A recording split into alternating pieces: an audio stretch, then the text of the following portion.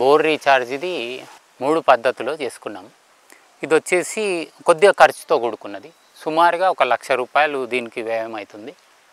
ఇంకొకటేమో ఒక 25-30, ఇంకొకటేమో 6,500. ముందు దీని గురించి తెలుసుకుందాం. ఇది వచ్చేసి మనం బోర్ వేసేటప్పుడు జనరల్గా ఈ కేసింగ్ అనేది చాలా ఇంపార్టెంట్. ఎక్కడైతే మనకు హార్డ్ సాయిల్ తగులుతుందో అక్కడ వరకు కేసింగ్ వెళ్ళాల్సి ఉంటుంది. ఎందుకు అంటే ఒకవేళ పైనుంచి కంటిన్యూ ఒక 20-30 ఇంచెస్ నీళ్ళు అట్ ఏ టైం పోతాయి. ఆ పోయేటప్పుడు ఏమవుతుందంటే ఒకవేళ లూజ్ సాయిల్ ఉంటే ఆ కూలిపోయి మోటార్ మీద పడే అవకాశం ఉంటుంది. అదొకటి చూసుకొని మనం కేసింగ్ వేసేటప్పుడే అతనికి చెప్పాల్సింది బోర్ బండ్ ఆయనకు కంప్లీట్ హార్డ్ సాయిల్ వరకు కేసింగ్ వేయాలని. కావాలంటే ఒక 20,000-30,000 ఎక్కువ అవుతుంది. దాని ద్వారా ఏమవుతుందంటే లైఫ్ లాంగ్ మనకి ప్రాబ్లం ఉండదు. మోటారు ఇరికిపోవడం కానీ లేకపోతే మట్టి కూలడం కానీ అదొకటి జాగ్రత్తగా చూసుకోవాలి.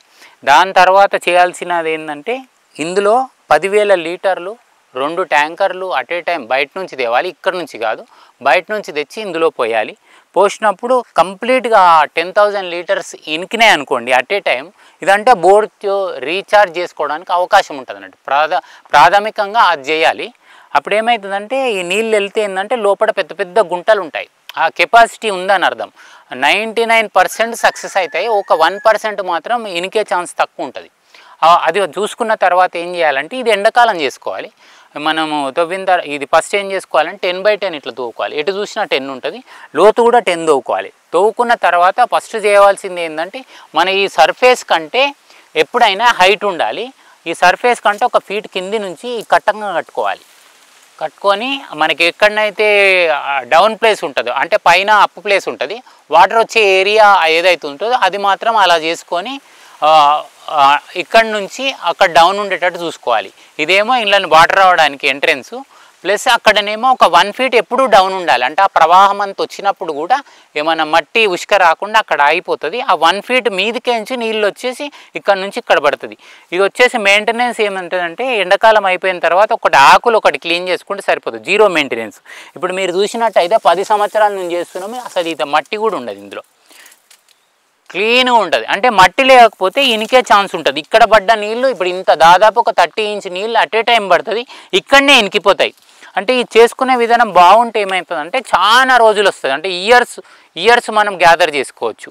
ముఖ్యంగా ఏం చేయాలంటే ఇప్పుడు ఇది అయిపోయింది, కట్టకం అయిపోయింది, ఇది ఇన్కమింగ్ అయిపోయింది, అది అవుట్ గోయింగ్ అయిపోయింది. దీనికంటే ఒక 6 ఇంచులు అప్ ఉండాలి ఒకవేళ ఎక్సెస్ అయిన వాటర్ బయటికి పోవడానికి. అయిన తర్వాత ఇది దవ్వుకుంటాం. ఫస్ట్ 10 ఫీట్ దవ్వుకున్న తర్వాత మనం ఏం చేసుకోవాలంటే దీనికి కిందకు ఒక 1.5 ఫీట్ మీద మార్కింగ్ చేసుకోవాలి. మార్కింగ్ చేసుకొని 1.5 ఫీట్ మీద నుంచి దీనికంటే ఇప్పుడు ఏదైతే సర్ఫేస్ చేస్తామో దానికంటే ఒక 1 ఫీట్ కిందికి వరకు మనం రంధ్రాలు కొట్టుకోవాలి. ఇట్లా చూసారా, ఇట్లా ఒకటి, మళ్ళీ ఇట్లొకటి, మళ్ళీ ఇట్లొకటి, ఇట్లొకటి. అంటే ఈ కేసింగ్ అనేది దీని స్ట్రెంత్ కోల్పోకుండా ఇట్లా డివైడ్ చేసుకోవాలి. మళ్ళీ ఇట్లా కొట్టుకున్న తర్వాత దీనికి మెస్సు చుట్టుకున్న తర్వాత మంచిగా జిఏ వైర్ తోటి కట్టుకోవాలి. ఇది అయిపోతుంది. ఇది అయిపోయిన తర్వాత మనం ఏం చేస్తామంటే 300 డయామీటర్ వేస్తాము కింద సర్ఫేస్, తర్వాత 150 డయామీటర్, తర్వాత 40, తర్వాత 20 తర్వాత మనం ఈ 6 mm చిప్స్ వేసుకుంటే సరిపోతుంది. ఇట్లా చేసుకున్న తర్వాత నీళ్ళు వర్షాకాలం మాత్రం బాగా మనకు కవర్ అవుతాయి. ఇప్పుడు మనకు మామూలుగా ఎండాకాలం కూడా వర్షాకాలం ఎట్లా పోస్తుందో ఎండాకాలం కూడా గ్యాప్ ఇవ్వకుండా బ్రహ్మాండంగా పోస్తుంది. ఇక్కడ దాదాపుగా 150 మీటర్స్ వరకు మనకు కవర్ అవుతుంది.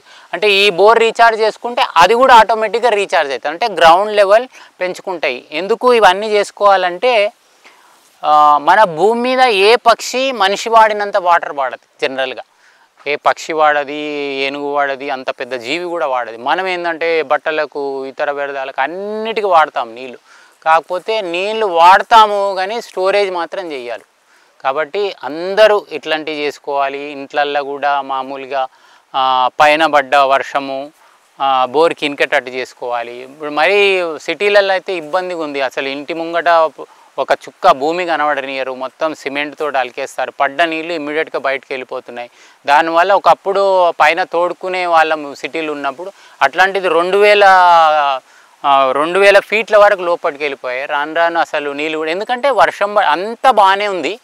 అంటే అప్పటి సిస్టమ్ అంటే వర్షాలు బాగానే పడుతున్నాయి, అన్నీ బాగానే ఉన్నాయి. మనిషి ఆలోచన విధానం మారిపోయి మొత్తం కాంక్రీట్ జంగల్ చేశారు. ఇనకడానికి ఇంత స్కోప్ కూడా లేదు.